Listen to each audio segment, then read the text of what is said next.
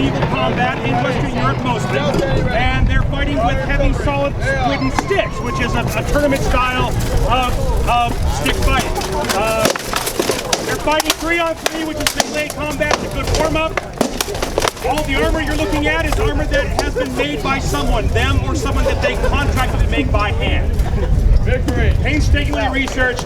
If they are hit in the body or the head, a killing blow mostly, they will take that as a kill, and they will surrender the fight, and then we'll come back in and fight later. The winner's the one that's still standing, basically. Standing ready. Standing ready. Honor and children. Lay on.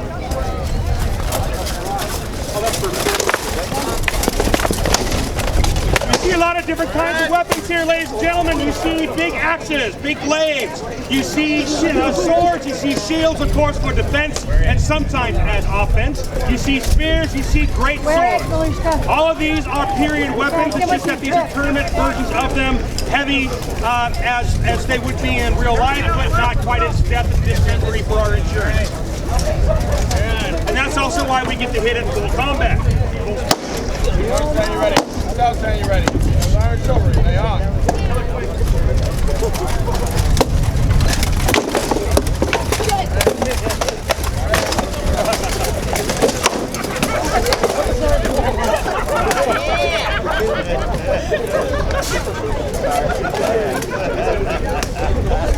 Obviously, they have a lot of fun with this. Men and women fight because it's just what they want to do. It's a great workout. You will also see that there are different belt colors. A black belt is more of just kind of a commoner belt. It could be a man-at-arms. It could be a commoner. A red belt is a squire, someone who's training specifically for a certain kind of martial arts proficiency. A white belt is someone who is at the level of training others because they are a knight. Some of our very best fighters in this case. Just a little bit. Everybody's walking in. Ready. Swing.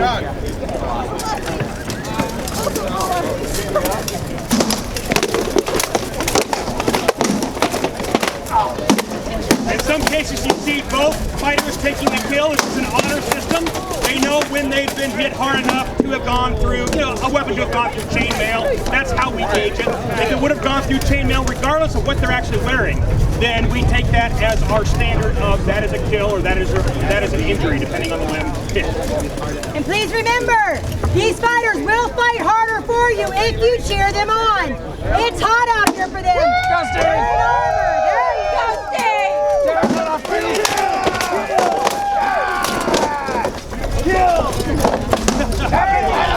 That has happened, not the head caught the other fire. That hurts.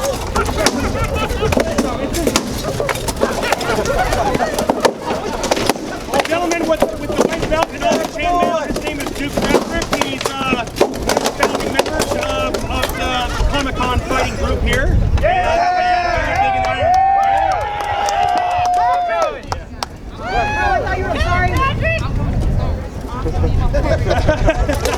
Stop being afraid! Get out! Those two were fighting with maces, and while those maces, they're kind of swinging pretty fast because they're balanced well, I can tell you that they actually hurt a little bit when they hit at full force. They're nice and heavy weapons. Take a look at the folks with shields who are now going up against those that have axes. The axes go over shields really well and hit heads. Shieldmen have to watch out for how far down those axes defensively hit.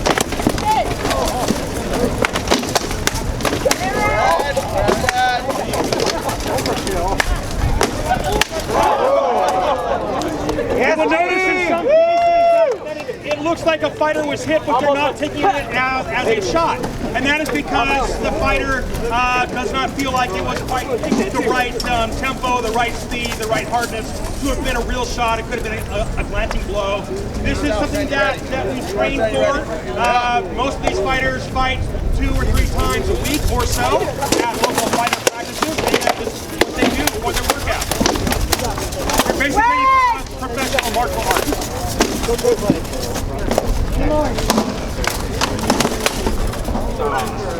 If you have armor and have insurance, yes. Reset the field. if you want to join the group and actually learn how to fight, it's not training. These are all local guys. Anyone that is interested in this kind of workout, these folks actually have fighter practices locally. The beautiful people carrying these flyers have the information on it. It's a great workout. It's not that hard to get involved in. You just have to be ready to have some fun and to also learn how to fight. Making the armor to be a bit of a good learning process, or you can buy it. But most of us, when we started out, we had to make our armor, and you learn a lot doing it. It's a lot of fun. What color? Black and red. All right, you guys have to go and quick.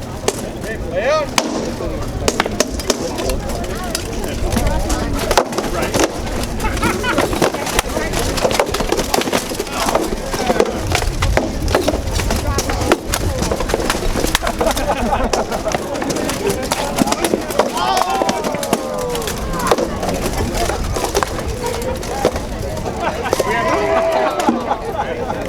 You can see how that big axe moves that person's head. That person has a 14-pound helmet on. And it's very protective, but yet it gets hit by that axe and her whole head moves over. They didn't need you. Go, Steve! Kill Steve! Where you guys from? Well, we have fighter practice.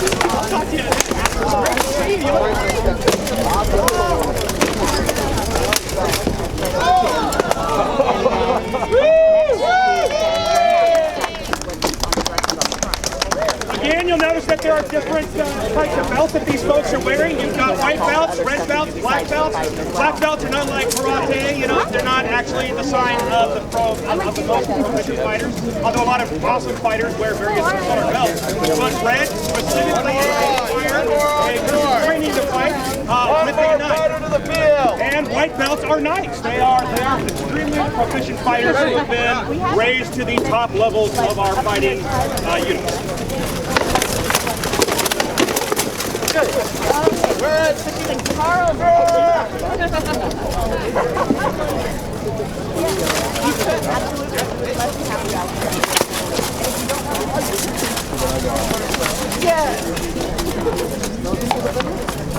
Now, ladies and gentlemen, we have tournaments where it's one-on-one combat and the winners get something nice at the end, including just the fun and the recognition. We have wars. Imagine having 500 to several thousand people aside doing this kind of combat. This is mostly the Iron Brigade, and it's really a war band. They go out and join up with other army groups and fight in large wars. They also, individually, these fighters fight in tournaments for recognition. A lot of fun. I recommend getting involved. It's great. It's a great workout. No way to go. This night, actually trained this night here. It just became a night, and it's fun to watch them fight because they know each other very well.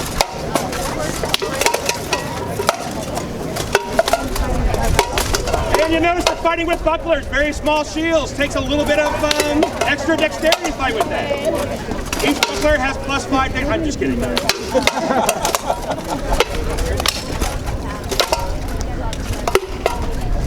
This is so great to watch.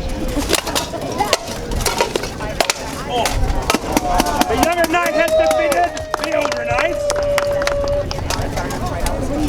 They fought a little bit earlier today, so they're both probably a little tireder than they were earlier, but they're still working great. Still looking good on the field.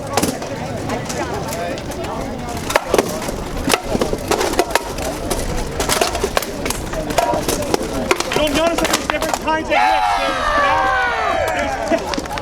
There's hits across the back, there's hits across the head, there's frontal hits, there's side hits, there's offside hits, there's fakes. It's all part of the art. Woo! How about a huzzah for Sophia?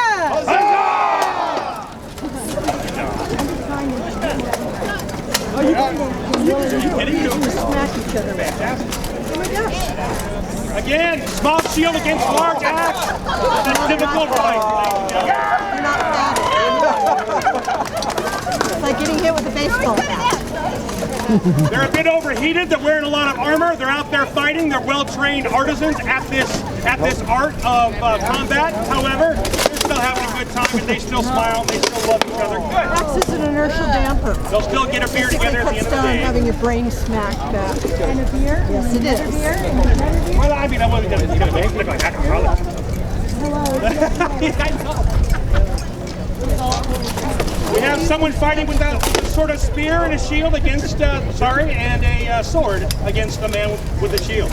Very different kind of combat here. Like being hit with a baseball bat.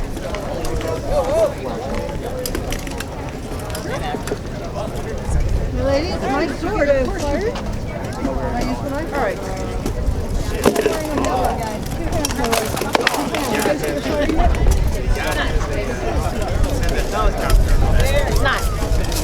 Just a little bit more about this group. The Iron Brigade is part of the Society for Creative Anachronism, the SCA in short, which is a group of people, about 70,000 members, and more that are not members but still involved on the outside. It's worldwide, and what they do is they recreate aspects of the Middle Ages, from fighting to falconry to costuming to equestrian arts and archery, whatever you can think of in stunts. These are just the fighters. What they do.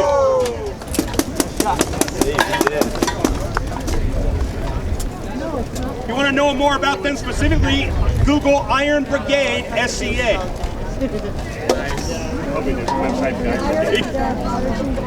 And look for blue flyers. That's right.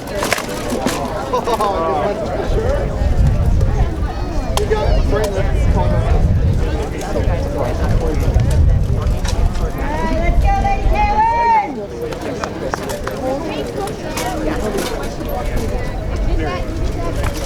Perfect. Oh, very good. Perfect. Again, if you're interested, blue flyers. It'll tell you more about the Iron Brigade, about fighting, about the SCA. Everything you want to know, you can find through that blue flyer. There you go.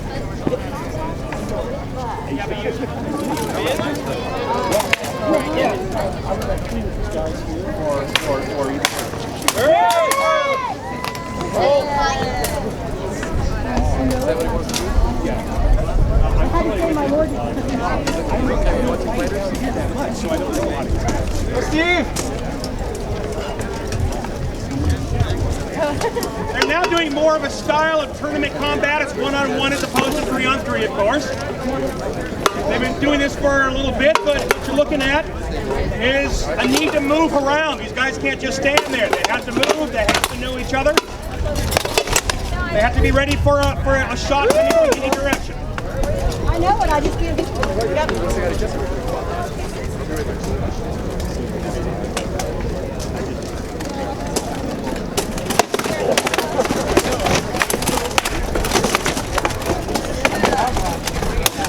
That those shields are being used as diversionary tactics. They're using shields to kind of push the other guy's shield to the side. It's not just defense. Use them on offense as well.